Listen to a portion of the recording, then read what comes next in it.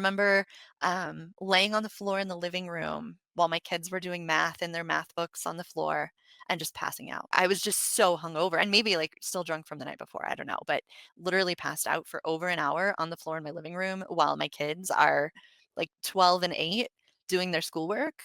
And then I woke up at lunchtime and it was like I didn't even, know what day it was. And I was looking around, my kids were off playing, they'd finished their math. Like that's the kind of thing where you're like, this is not okay.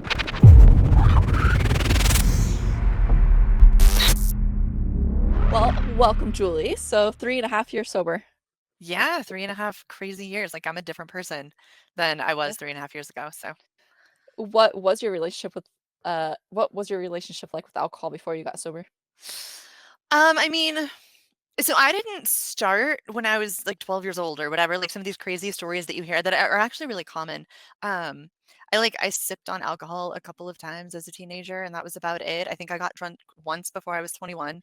Um, and then I had a pretty normal healthy relationship. I was a mom, so I did the whole wine mom thing, and like but it did not get crazy until I was like 30, until my kids were a little older and life got busier and busier and more hectic, and then my relationship with alcohol got really unhealthy.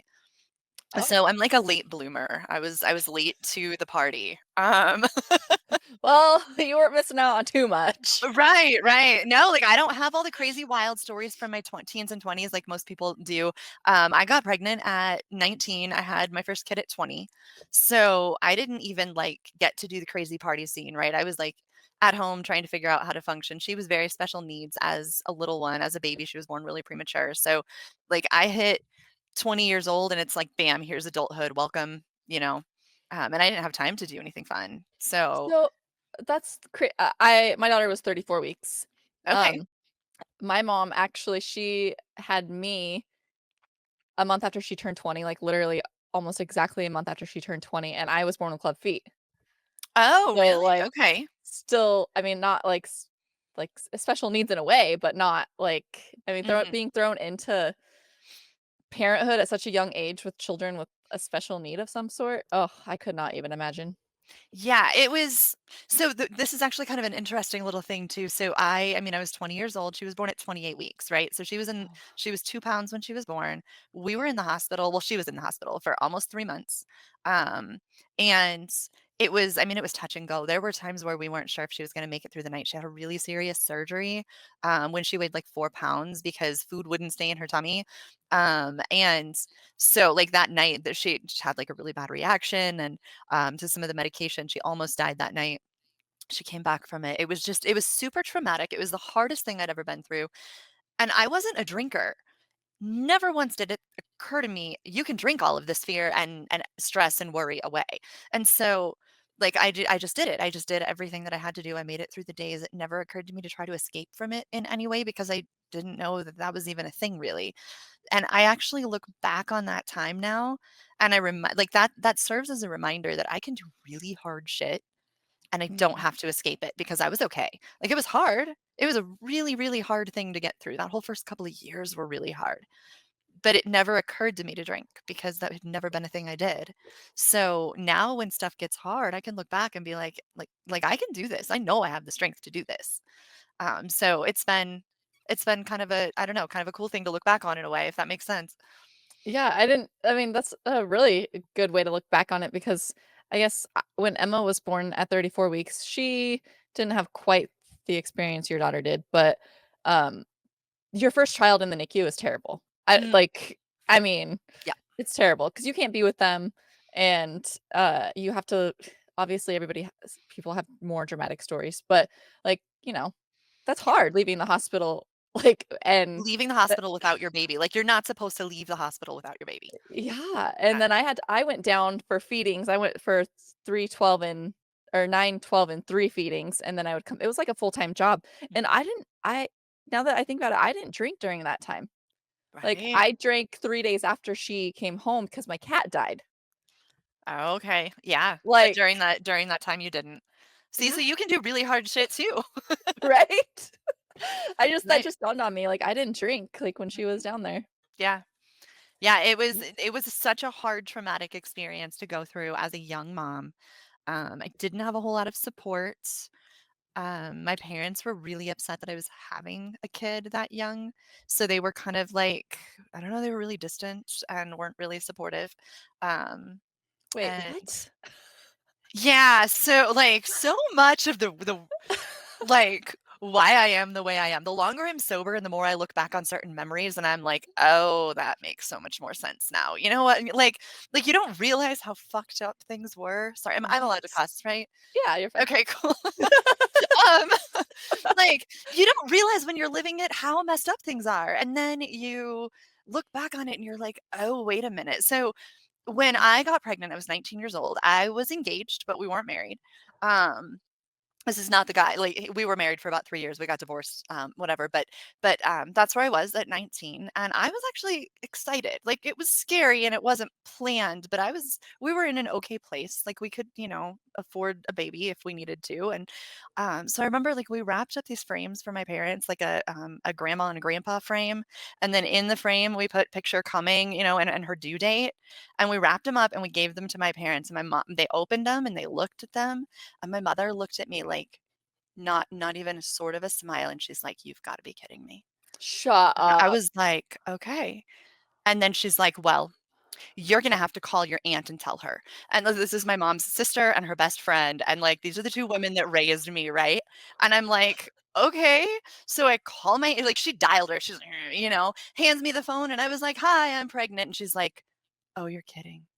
Like, it was this devastating thing. So I carried this baby, my parents are super disappointed in me, and I didn't realize how hurtful that was until way later.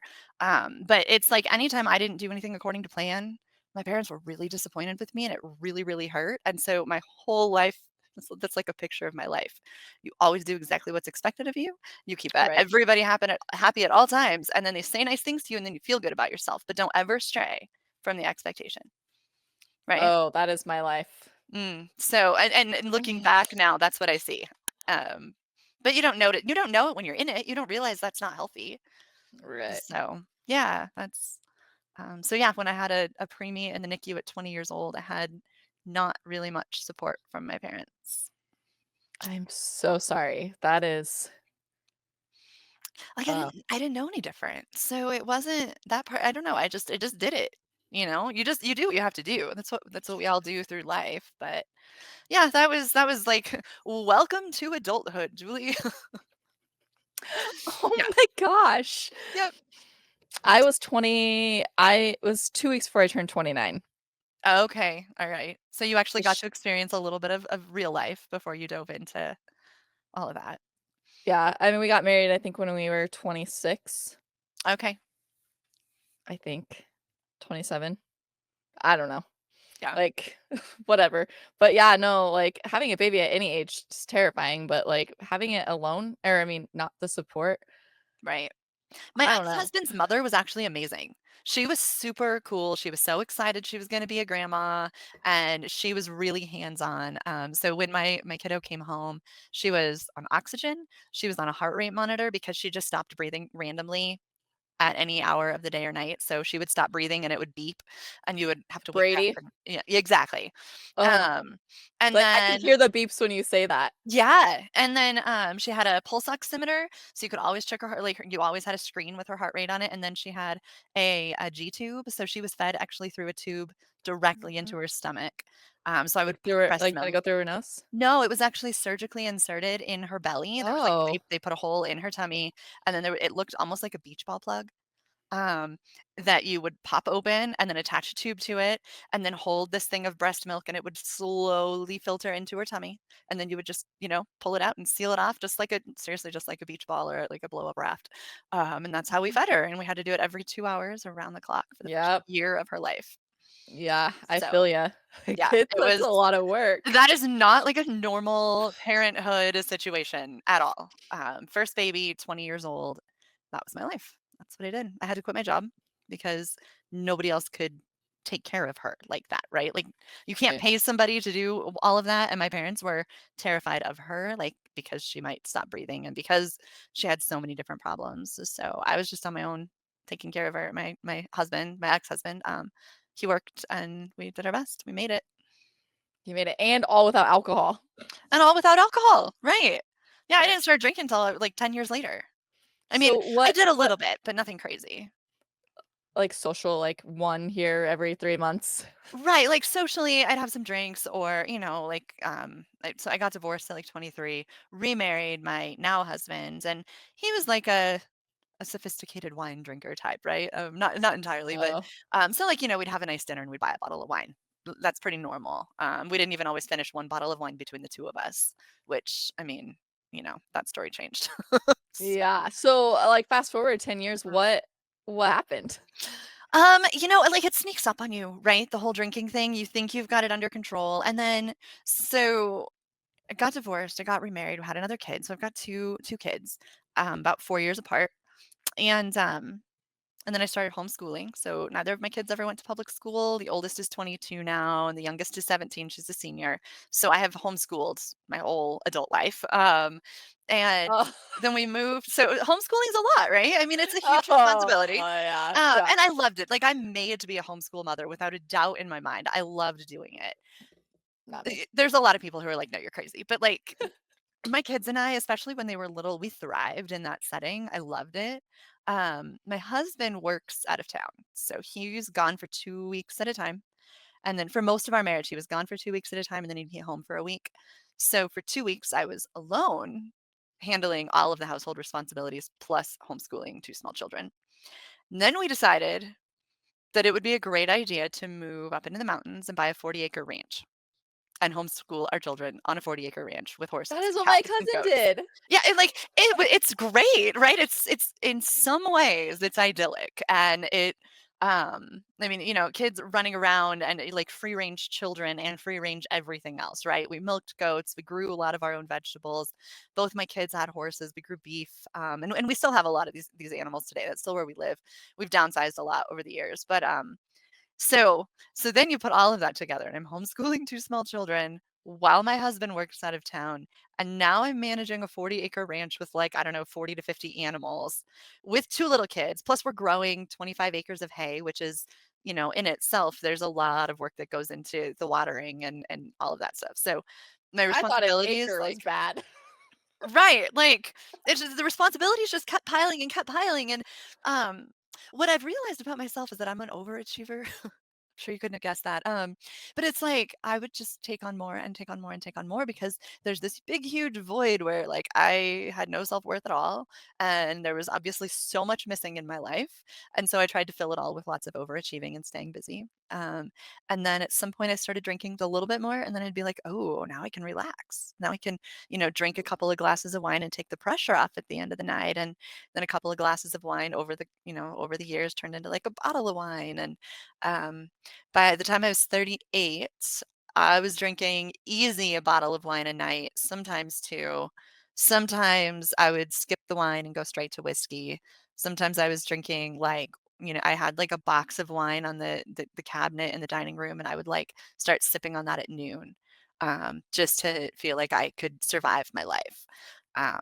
And so it was very clearly it had become a problem by the time I was about 38.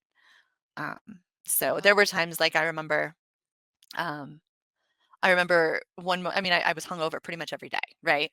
And just trying to force myself to like plow through my morning. And I still had the morning routine and the animals and milking goats and feeding kids and all of that.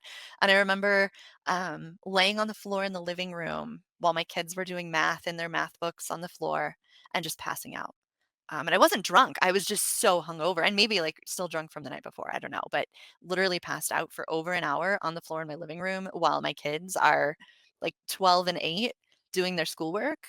And then I woke up at lunchtime and it was like I didn't even, know what day it was. That kind of sleep where you're like just out, and you wake up and I was looking around. My kids were off playing. They'd finished their math.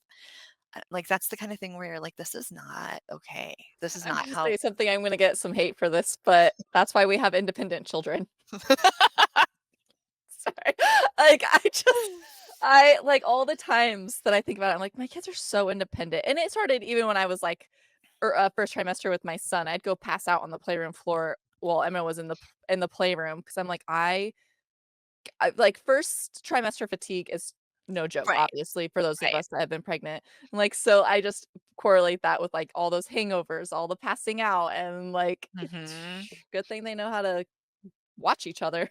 Right, yeah, for sure. No, I mean, well, and you raise a couple of farm kids, like, they're really capable and independent, which is great, but, Yeah. like, it'd be better if they were using that independence for, more productive things than entertaining themselves while mom's passed out on the floor.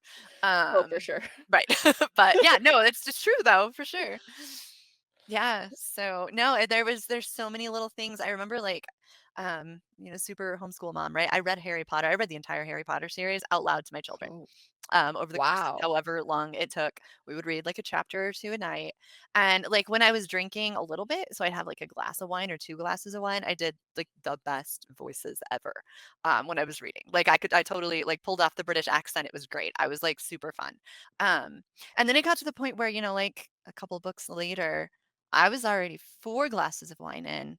And then I was reading it and I was like closing one eye so I could see the words to read it, and I was trying not to slur while I was reading the words, and then I remember, like, one night I opened up the book to start reading, and they're like, "Mom, you already read this chapter."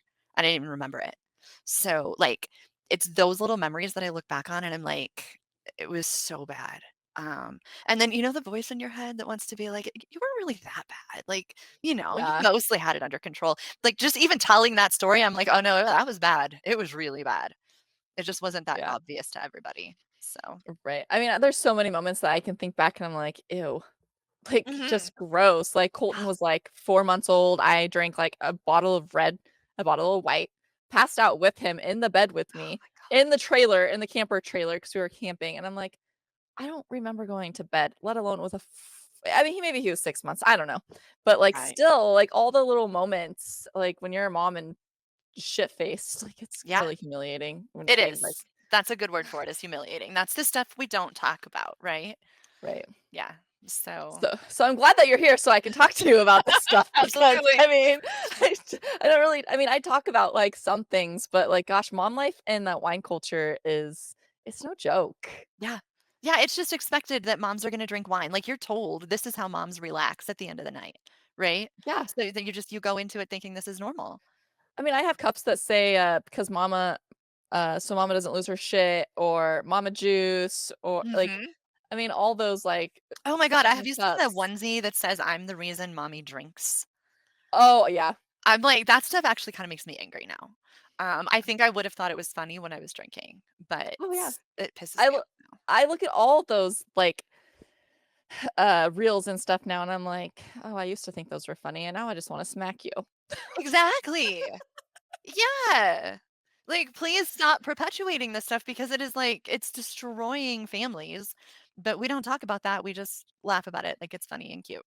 Yeah, I mean, like, dancing on the tables in front of our children. Well, counters, tables, I mean, just I mean, it's like stumbling through the hallway, like, "Oh, what's wrong with mommy?" I'm like, Yeah. "Man." Yeah. Well, and it sounds like you quit when yours were littler, so hopefully they don't remember a There's whole lot. um, I'll ask them when they're 22 Right. because right now they're pretty like, "Oh, remember that one time?" I mean, Mm, maybe not super specifics, but, like, eh, my right. son has, like, this, like, odd, like, he remembers, like, everything. He's synced with me, like, he reads my mind sometimes, I swear. Like, How old is he? he's 6. Okay. Gotcha. So, yeah, yeah. But Yeah. so when did you realize, like, "Oh, shit, I gotta do something about this?" Like, did you have any, like, rock bottoms during that, though, before you came to realize? Not there. So my sober story is kind of 2 parts. Um, so when I was 38, we're gonna backtrack just a little bit to makes the story make a little bit of sense. I was adopted at birth. I was adopted when I was 6 weeks old. I never really knew my biological family. I was raised by these two really amazing people who just couldn't have their own kids, so they adopted me. So that being said, in my early 20s, I did find my biological family just for curiosity's sake because I wanted to know who they were. Um, and I kind of developed a relationship more with my biological dad's side of the family than my mom's, but we talked my birth mom and I talked a little bit, and I never had the chance to meet her in person. I'd met my birth dad, I'd met his parents and his wife and everybody, but I'd never gotten to meet my birth mom, and then she died. And she died in a pretty tragic situation that was very likely related to alcohol. She had a really serious drinking problem. Um, and so when I found out that she died and that it was probably related to alcohol, it was really traumatic for me because I was already wrestling with the, like, I know I have a drinking problem. I know I need to do something about this. I've gotta find a way to quit. And then I had always wanted to meet her. That was, like, just something that I really wanted to, like, I don't know, fulfill this little piece of me, right? Meet the woman who gave birth to me. And I never got the opportunity, but it just hit me so hard that I could end up like that. I wasn't that far away from becoming that.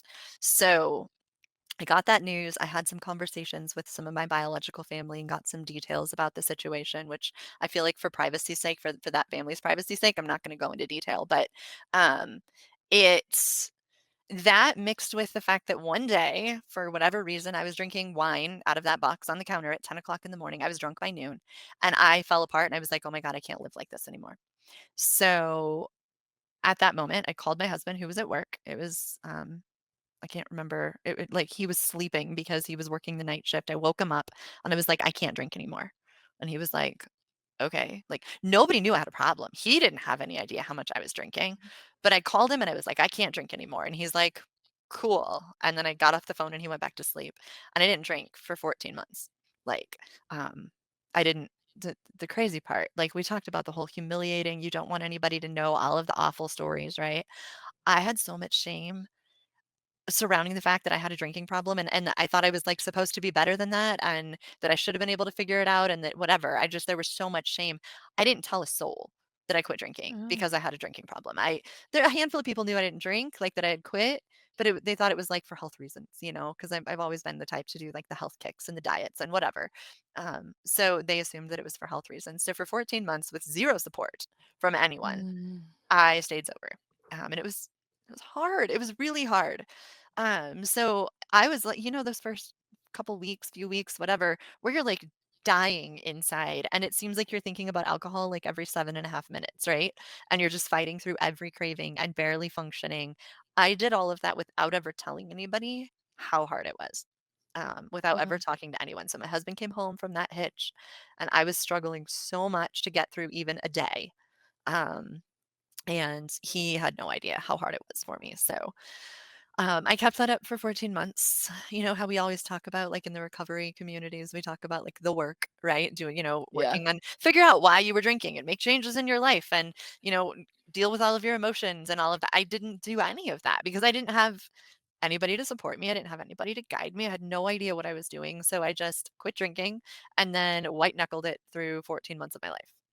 And like we were talking about earlier, I quit drinking in 2019, in June of 2019. So then COVID happened in March of 2020. I was sober for COVID.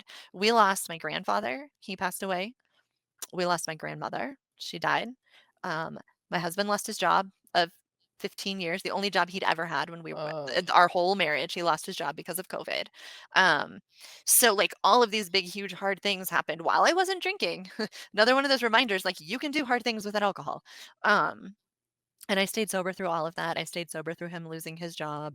And then it was like August of 2020. He was at work. He left some beer in the fridge, which really wasn't a big deal for me. Like it wasn't the first time, but I don't even remember what happened. I just know I had like a stressful day.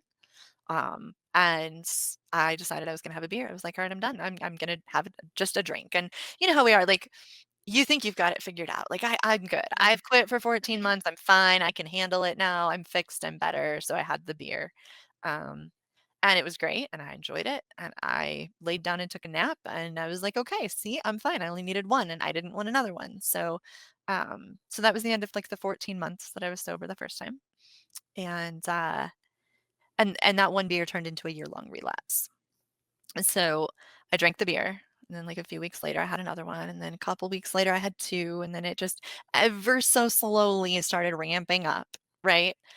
Yep. Um, and I kind of moderated because we tell ourselves, like, that whole thing where you set the rules for yourself. So, like, I'm only going to drink 2 beers on Friday night. And then, you drink those 2 beers and you're like, well, maybe one more. And like that's what I did. So for like 6 months, I had all the rules and I tried to follow them and I moderated ish.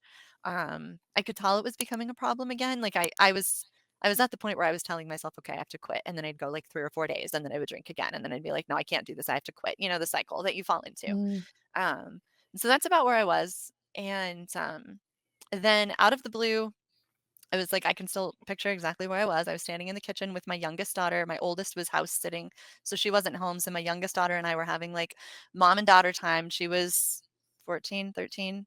Um, and we were making pancakes for dinner and we were laughing and having a great time. And I got a phone call from my husband who was out of town. And he told me that my neighbor had just shot my dog. Um, Oh, right. So this is my heart dog, right? You know how, like, I don't know how many dogs you've had in your life, but there's always the one that is like the dog that just is yeah. everything, right? He I was I like my have best yeah. friend. So he had been like baiting coyotes into his yard to shoot them for fun. I live out in the country, remember? Um, I and grew I up in the didn't country, so I totally get what okay, like you're I say saying. stuff like that, and some people are like, "What?" You know, but when you live out in the country, that's not abnormal. Farmers around here and back ho in Oregon would pay people to shoot the coyotes because the sheep. I mean, and Ours the is like cows, but yeah, same. yeah. So anyway, he was baiting coyotes onto his property. I didn't realize that my dog had gotten outside of our gate, and so she went for the bait and he shot her. And Wait, it ho did she look like a coyote? no, she was a red merle Australian shepherd. It did not even sort of, not even a little bit look like a coyote.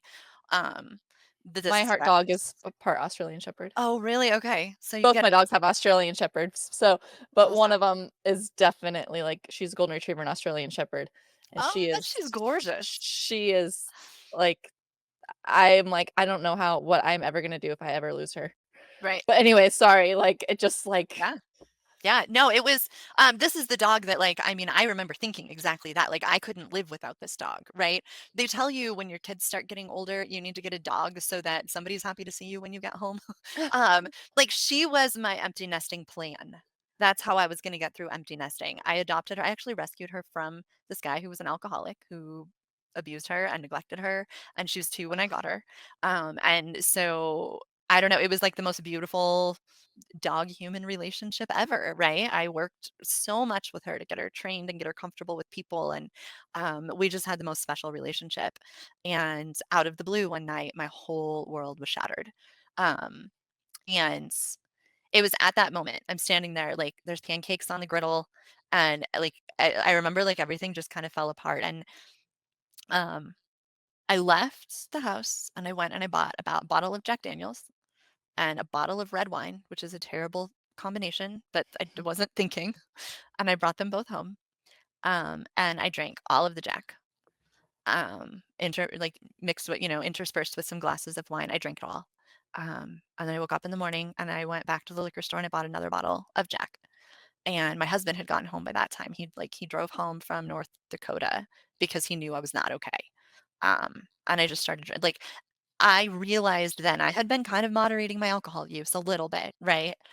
If alcohol's on the table as a coping mechanism, if that's a possibility, that is the first place I'm gonna go, and I'm gonna go all the way. Like, I'm gonna go all the way. I'm gonna numb everything, and that's what I learned about myself at that point.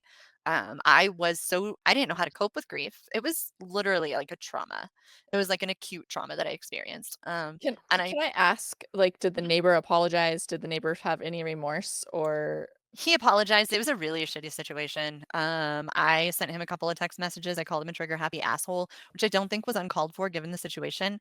But then he started like threatening my husband and he threatened to hurt me and my children. And then he like held my dog's body hostage so that I couldn't bury it for a while. And what um, the F? it was like, yeah, like the trauma didn't end with her death. He had to perpetuate the trauma for a few more days. Um, and so my husband went over and like, appeased him well enough to retrieve my dog's body so we could bury her. Um, and that's been the end of it. So I still live in the same place. I still have to listen to that man shoot his guns just about every day, just target practice, like every single day. And it brings that up every single Yeah. time, right? Walking down my driveway to go get the mail, I see the pasture that she was shot in, and like it brings all of those thoughts up. And as much as I try to process them, and I have, it's still like I still think about it almost every day because just the location and the whole situation, right? So yeah, it was a really horrible, horrible experience. And that started My 6 heart months. breaks for you, and I don't even know how long this dog's been gone, and I'm just, like, sitting here like, I could not even Yeah, ugh. we're coming up on, I guess 3 years, right? Like, I still, like, Yeah, look at my cat's 4 fur years. that died in 2020, and he was my heart cat. Mhm. And, like, my dog I have 2 dogs, so I'll give the other one credit. She's absolutely amazing. It's just one likes to cuddle and the other doesn't. So, Yeah, I like get it. Totally so get it. like, I will go in, like, depression modes and, like, all of a sudden a picture will show up from, well, almost 5 years ago, and I'm just like, "I'm so depressed today." Yeah, Like, my yeah. cat and I'm not a cat person anymore, but, like Yeah, it does. I mean, it really affects you deeply. It's um sometimes I feel really silly talking about like the death of my dog as being like this massive, no. but losing that dog caused more grief, honestly, than losing my grandparents. And I think part of that, while I wasn't really close to my grandparents to begin with, but also part of that was just the shock of it and the trauma of it, and that like I was not expecting anything like that to happen. It was so out of the blue. And it like it really took a lot out of me. It definitely has affected me really deeply. Um, and because I had no idea how to cope with that amount of grief and I had no real people around me to support me, um, I drank. I drank a lot. I drank from morning until A night, pretty much. bottle of Jack with red wine. Well, yeah, but Right. then like that continued for 6 months. Maybe not quite to that level, but for the majority of the next 6 months, I wasn't really sober. I would wake up in the morning, at least especially like the last few months before I quit drinking. I would wake up in the morning and I would drink like a high ABV IPA, like I don't know, like Voodoo Ranger or something, right? Like Oh, yeah. 10% Yeah. alcohol. I I kept tasted that as soon as you said that. Sorry, I know, like, I don't wanna be triggering to people who are watching this, but, like but I kept, like, a 12 pack of those stashed in my bedroom, in a cupboard that my husband would never look in, and I would wake up and by, like, 8 o'clock in the morning, I drank my first one. So they're warm? Oh, yeah. I didn't care. Are you kidding? Like, I didn't care what it tasted like, I just chugged it to be able to numb myself enough to do the things that I had to do, because if my brain could keep going, I couldn't function. It would destroy me, like, from the inside out. So I would start drinking at like 8 in the morning. And I would keep just enough of a buzz going all day long that I didn't have to feel. And then I would get completely wasted after my kids went to bed and then I would pass out. And that was like my life. That was it. Um, and on the like as I say this, I'm like, that's not, everything still looked perfect on the outside. I still looked like I had everything together. I was still homeschooling my children. I was still hauling them to like county fair and 4-H events, and I was still volunteering with like the youth of our community. And like on the outside, you would never know that at home I was drinking a beer every other hour just to be able to function throughout the day. Um, and then like the last month before my quote unquote rock bottom, I had like a bottle of whiskey in the car and I was never one to drink and drive ever. But I turned into the kind of person who did, because if I had to go run my kids around and I was going to be out of the house all day, I couldn't stand to live with the grief and then all of the self-hatred and self-loathing and all of that that comes with the drinking, right? So I was literally just basically staying drunk or buzzed for my whole life because I couldn't deal, and somehow still managing to keep it all together on the outside because my husband still had no clue. My kids, I don't think they really knew. Um, and by this time they were 14 and 18. Um, yeah, probably 14 and 18, 14 and 19 at that point when I was drinking that much. So there was one time my youngest chose horses and we were at a horse show. And she spent the whole day doing her horse show thing, right? And horse shows were super stressful for me because she's in there competing, which is a little bit high stress. And then you've got all the horse show moms, which I don't know if you've hung out with horse show moms before, but it's kind of like I was a moms. f I was a pasture horse, like, that's how I grew up. We did poker rides. Okay. My horse hated the arena, and I was like, "Mom, I'm done with horse, like, riding lessons. I just wanna ride my horse bareback in the field." Yeah, Like, that was okay, that was my oldest, which was great, so much easier. The youngest is all like show shirts and, you know, all of that stuff. that'll My be eldest my daughter family. once she if she can convince me to let her. Right.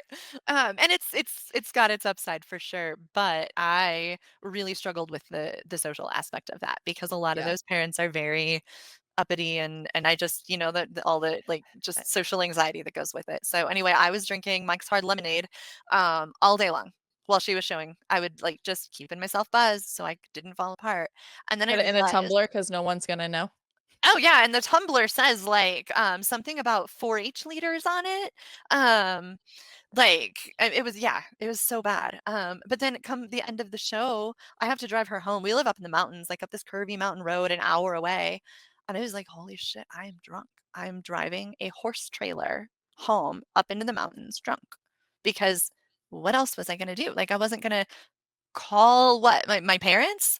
Like, that's literally the only people I had, and be like, "Can you please drive us home because I'm drunk?" Like, that was one of my really horrible moments looking back. Like, I actually drove my daughter and her horse in the mountains while I was drunk.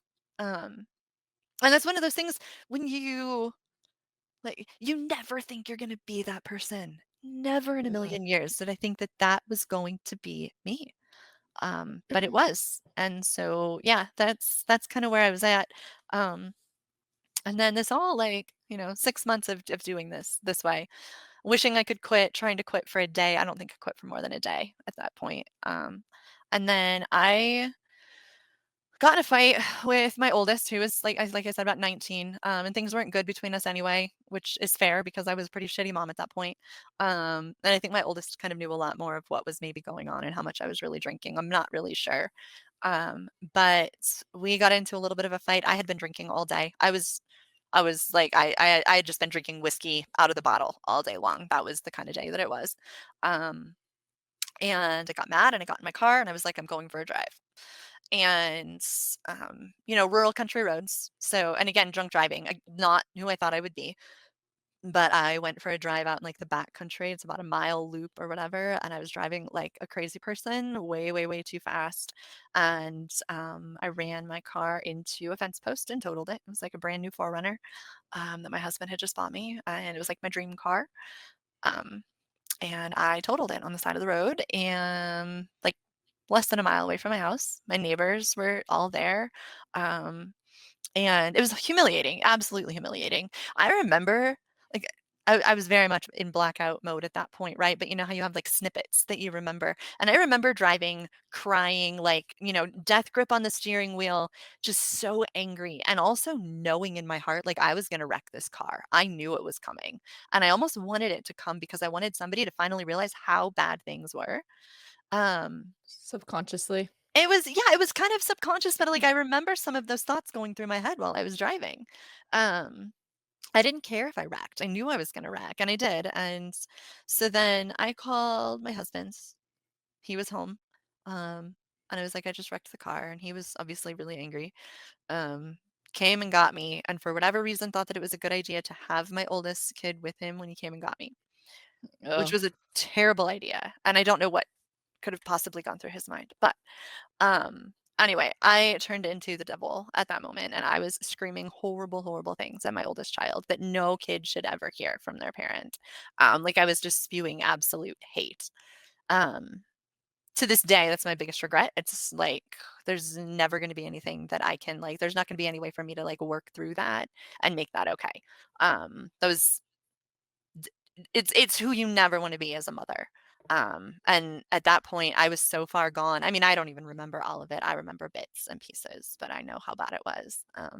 Absolutely traumatized my kid on that night, without a doubt. And then my husband left for work the next day out of town. I was on my own, had to like manage all of everything by myself, figure out what to do with insurance and some amazingly I didn't get a DUI.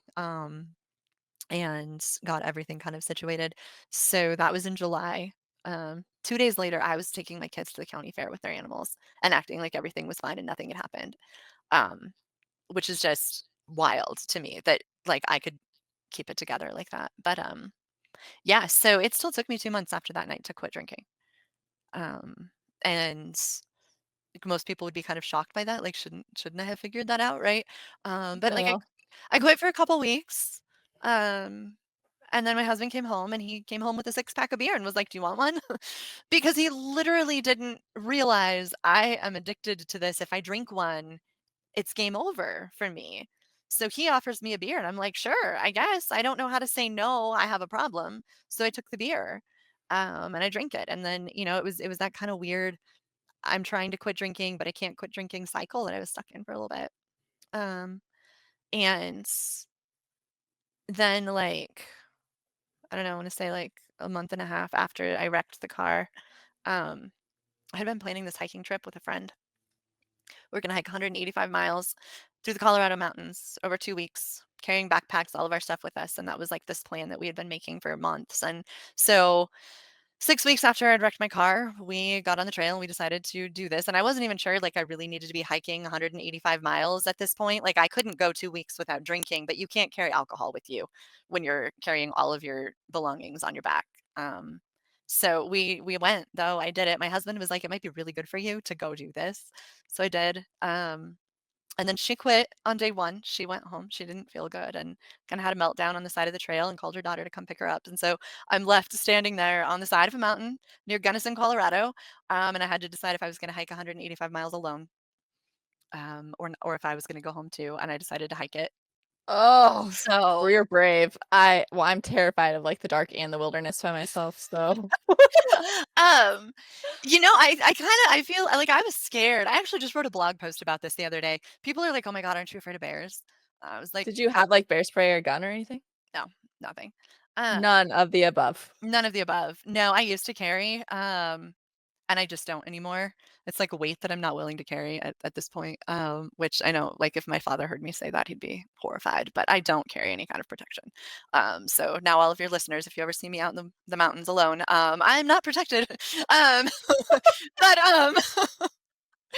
no, so at that point, I'm like, I think that's really important that I do this. I think I really need to do it. And so I spent 2 weeks walking, literally trudging through the mountains, carrying 40 pounds on my back, sleeping in the woods all by myself, um, and without any alcohol. And so when you're that alone for that many hours, you have to learn how to live inside your own brain without being able to turn it off. Um, and that in itself was so hard. That's the thing I was the most afraid of, is being alone inside my own head with no way, no escape, nothing. There's no people around. You can't, distract yourself with anything. And so that's what I did. I learned how to be alone in my own head. And it was, I mean, I could talk forever about the hike. It was amazing and it changed so much of who I am. But I feel like that was kind of the thing that set me up to be successful when I finally did quit drinking. And I did quit drinking like a few weeks after I got home from that hike. Wait, so you went on this, like, badass hike, not drinking, and then came home and started drinking, and then 3 weeks later you quit? So for real, I did this badass hike. I got back to where my car was parked and it was parked right next to like this visitor center thing, where they sold beer. And I bought a 6 pack of beer at the end of my hike and then drove home and drank the entire 6 pack while I was driving home. Like I seriously, I was sober this whole time. I was good. I was fine. And the minute I had access to it, I bought more and I got drunk. The second I got literally within moments of getting off the trail. I mean, I'm not judging you because 'cause I'd probably do the same thing, It but sounds so crazy, but that's how our brain works. Like the stuff we do doesn't make any sense, right? Yeah. So that's what I did. I drank, and I just kept drinking for another like 2.5, 3 weeks. Um, yeah, and then I quit. why? Why'd you quit? I mean, obviously I needed to. There was I no mean, like, question w about that. what what was So I was on this app. It's called I Am Sober.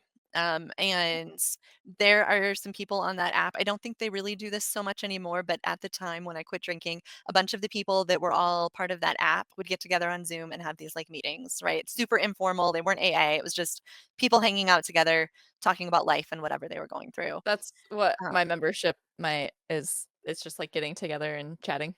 Informal okay. AA. Yeah, and we have a meeting that's really similar to this, that Steve and I host. But yeah, so I was like, I don't know, 2 beers in at 10 o'clock in the morning, and I had opened up that app and looked at it, and I saw a little somebody mentioned, "We're getting on Zoom here in a little bit. You should join us." And so I got on Zoom, and I had my screen off. I didn't say a word. I just listened, and it was the first time I'd heard people talk about drinking and sobriety. Because remember, the whole first time I did it, I didn't talk to anybody. I'd never been to a meeting. I'd never done anything like that. So I sat there for an hour and I listened to all of these people talk about being sober, and some of them were a few years sober, and some of them were, like, a few days sober, and I like, that for whatever reason, that gave me the hope that I needed to, like, hang on with everything I had to get through another day, and then another day, and then another day. So that was kind of what did it for me, was just listening to people, and then eventually I did turn on my screen and start talking. And then, when you start talking, then the shame lifts, and then you Yeah. can sort of face what you're dealing with without just hiding behind all of the shame. Um, so that's kind of what changed it for me. And then you met Steve, and when did you guys start, Through the Glass? So I met Steve just a few weeks into sobriety. I met him in those Zoom meetings, and then we started talking just over text back and forth. So I was less than a month sober, or right around a month sober, and he was about 6 months sober. Um, and we got through the whole first year of sobriety before we really started talking about starting a podcast. Well, maybe that's not true. We talked about it for a lot of months before we got the guts to actually do it. But we started Through the Glass, just after my 1 year sober anniversary. So we've been at it for 2.5 years now. And yeah, we started the podcast, which the podcast is actually based on those meetings that we met at. So at these meetings, everybody would show up and you'd be in this Zoom room with, 30 people. And then you would divide off into small groups of 4 or 5 people, and then have a conversation for half an hour. And it was so cool because it was a small group. You could really connect with people and really have some like meaningful conversations. And I know AA is like one person speaks at a time and there's no crosstalk. And like we love crosstalk, right? Because that's where the good stuff happens. That's where you connect. Mhm. So anyway, our podcast is based on that. We have 4 or 5 people come on and we create a little Zoom room and talk about whatever the topic is. And then after we'd been doing the podcast for about a year, we started our own Zoom meetings that are the same way. They're not recorded, they're anonymous. But anybody can show up. We do it on Monday nights, and it's the same thing where you just come, hang out, talk about whatever's going on in your life, and get some support that way. Um, and then after we'd been doing those for a while, we had several people reach out to us wanting to do coaching. So we both got certified, trained and certified to do one-on-one coaching. So it's kind of grown from there. And yeah, it's been super fulfilling, amazing experience. The fact that I was the kind of person who didn't even talk about drinking and stayed sober for 14 months because I was so ashamed, and now I'm the kind of person who's, like, talking about it on social media every day, um, Yeah. is an incredible change for sure. Yeah, you've come So so far. yeah, yeah, it's wild. Like I said, like, I'm a completely different person. I wouldn't even recognize the old version of me. Oh my gosh. Like, listening to you, I'm like, "Holy crap," like, I feel like I was almost to like, I was going in your footsteps. Mhm. Yeah. Well, and that's, but so many people, I think, and this is dangerous, people are like, well, I'm not that bad, right? I Yeah. haven't wrecked a car, I haven't lost my job, I haven't destroyed any relationships, and so many people hang on to that, "I'm not that bad," and that's what they use to Yet, that's what I just talked to Steve about. yeah, Yet. yet, it's always yet, and my yet actually showed up. Like, I wish people realized they could quit before they get there because so many people don't. Um, it took me wrecking my car and destroying a relationship. Like, that relationship with my oldest, it's still not repaired. Really? We still really don't talk, and that's not my choice, that's hers. So yeah, Do you it think it'll ever? I have no idea. That's a whole probably separate podcast story, but, She also is at that age kind of, the so 22-year-old age, which is, like, I mean, I remember me at 22. You don't think your parents know anything and you're just ready to be independent and whatever. So I don't know. I would love to say that I hope there's some chance that we'll reconnect. And again, with like that's my biggest regret of all the drinking, of all of the things that I've ever done, ruining that relationship is the thing that I don't think I'll ever really forgive myself for. Um, but like, I can wake up every single day and make sure that I'm doing everything possible to be the mom that she needs should she ever show back up in my life. That's the only thing that I have any control over. I cannot show up and, knock down the door and demand that, I be forgiven or that we reconnect, or I cannot do anything to control the situation. All I can do is control what I do. And yeah. that is show up the very best that I can every single day so that if I get the chance to reconnect, I'm in the best place possible to make that a healthy to give it a healthy chance. So, Oh, that's tough. Oh my gosh. yeah. It's hard. It's like it's the hardest thing to carry a weight like that all day, every day. There's not a day that goes by that I don't think about that, right? Right. Um, and I mean, there there's things that I've done that I'm like, gosh, I really hope that they don't remember, like, some of these things that I, like, did or said, but, I mean, mine are still young enough, but we I have like and I don't think it matters at any age, like, having a drunk parent is hard. mhm, I yeah. mean, It's like, when not you're fair. It's not fair to no. them. And I just saw something, I don't know, maybe you saw it today too, something about, what did it say? And it's so true, and it speaks volumes for so many parts of my life right now. Every child wants sober parents no matter what age they are. Yeah. Oh, yeah. Absolutely. Yeah. Like, that's a whole other podcast on its own, For but sure, yeah. Well, it's weird because I didn't drink like, I didn't grow up with alcohol around me at all. My parents, my adopted parents, they never drank. I mean, they'd have, like, a margarita, right? But I never saw a person drunk until I was much older. mm, So, I mean, I got lucky with that. I will say we actually had my youngest daughter and I have an incredible relationship, and we talk pretty openly about addiction and drinking and all of that. But we actually had her on our podcast one day. The topic was talking to your kids about alcohol and your recovery. And we had somebody cancel, and at the last minute, I was like, "Steve, I could ask Cora if she wants to come on here and talk about what it's like from a teenager's perspective." And she was 16 when she was on, right? And she's like, "Heck yeah, let's do it." So she jumps on. It's her with me and Steve and then 2 other parents, and talking about her experiences with me drinking and what she remembers, and then what it's been like for me to get sober and what it's like to have a sober mom. It was definitely the most powerful podcast episode that we've ever done from my personal experience. Um, it is brutal and humbling to listen to your child talk about what they remember from your drinking. She told me stories from that day before I wrecked the car that I don't remember happening on that podcast. So that was a little bit, a lot. Um, but at the same time, like, we have enough of a relationship now that she can say that stuff and I can be like, "Okay," like, we work through it, right? Definitely I feel some shame and we can also talk about it and I can apologize and then try to help her heal from all of it too. So, um, but yeah, it was an interesting experience to have her on the podcast. I did, an audio recording, and I think with Emma, she's 8, almost 9, I think she was probably 7 when we did this, I don't Mhm. know, but I did it, and, I was talking to her about us drinking and stuff, and it, like, made me wanna cry. Yeah. Like, it's so heartbreaking when and to this day, like, she's like, "I'm so glad you and daddy don't drink, like, you and daddy are healthier now that you don't drink," and they panic even just joking. I'm like, Uh, it was I don't know, it was like a month or so ago, they were fighting, and I was grabbing a coffee cup to make coffee, I'm like, "Gosh, you guys drive me to drink," and they were like, "Ah!" I'm like, "Drink coffee so I can keep up with you." Like, Right. they, like, panic at the thought of us drinking again, or, like, Yeah. they'll all make, like, a mocktail, and, like, now they can come drink it, and they're like they don't really hesitate to ask, but, all I had, the recess, crafted, Mhm. um, drinks, and they were kinda looking at me, like, a little weird, and I was like, "You can have some."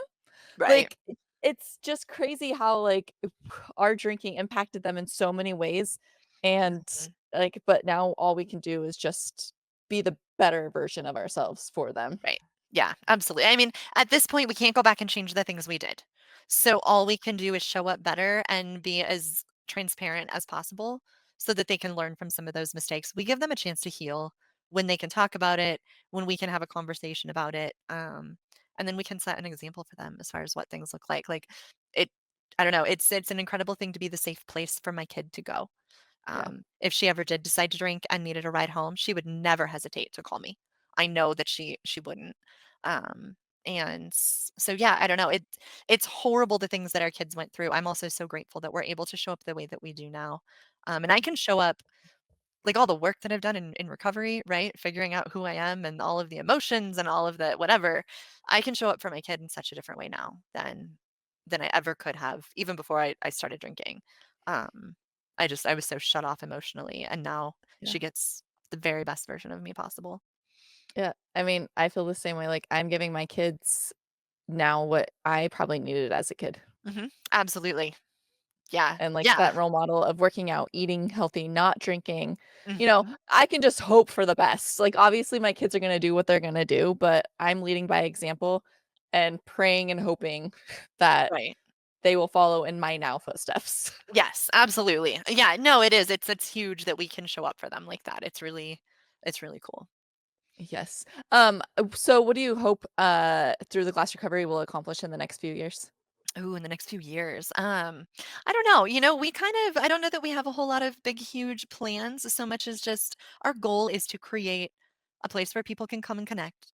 And you can do it from all over the world. You can do it with your computer screen off if you just need a place to talk and need to stay completely anonymous. So I think that's our biggest goal is just to give people that space. And then to keep just producing resources and conversations and content that supports people in recovery. We're so focused on making sure people know there's like so many different ways to do this. AA isn't the only way. And we really build a lot on emotional recovery and, dealing with stuff like anxiety and anger and perfectionism and all of the different things that we used to drink at. We focus a lot on how to overcome those things so that they don't end up triggering you to try to drink. And I think the more Steve and I educate ourselves, the more we're able to share that knowledge with everybody else and then just continue building this incredible community of people. We've got the coolest people. We actually had everybody come to my house last June. So I say everybody, a whole bunch of people from our Through the Glass community came to my house and stayed for the weekend. We spent all of this time together in person. Um, and it was an Wait, amazing so it's just, experience. like, out of the coun or out of the like, you just threw it out there and people flew in or whatever? Yeah, yeah, absolutely. That's Like I had so funny because I, like, thought about that. I have an acre, not 40 acres, so I'm like, "That'd be kind of fun to get, like, people together," but I'm like, "I don't want people at my house." There were yeah, I think I wanna say there were, like, 8 or 9 of us that actually did it, but it was a blast. We had so much fun, and, like, I wanna we've come. been we've been so blessed to have the coolest people, show up in our lives, Yeah. you never know what to expect, but we've made some of the coolest, most meaningful friendships, and, yeah, I think that's what we plan on continuing to do. We do all of our coaching and everything, but then we also just offer a ton of free resources to people that need it. I absolutely love that. Oh my gosh, like, I love that you have an area that you can actually be like, "Come on, let's hang out." Right? Very lucky to be able to do that for sure. Yeah. Oh my Yeah, gosh, I would love to talk to you more about that later on, but, like, sure. oh, wow. So, and how can listeners connect with you and get involved in your community? Yeah, so you can find us at throughtheglassrecovery.com, and that's where you'll find our podcast. You'll find information about the Monday night meetings that we host. And there's, some other different resources there. And then I also have my own website called createalifesoful.com, where I blog about some of my own personal stories, a lot of like Colorado Trail stuff and mom stories and stuff like that. And just the things that I've learned in recovery that help make it a little bit easier for me and hopefully for everybody who reads it.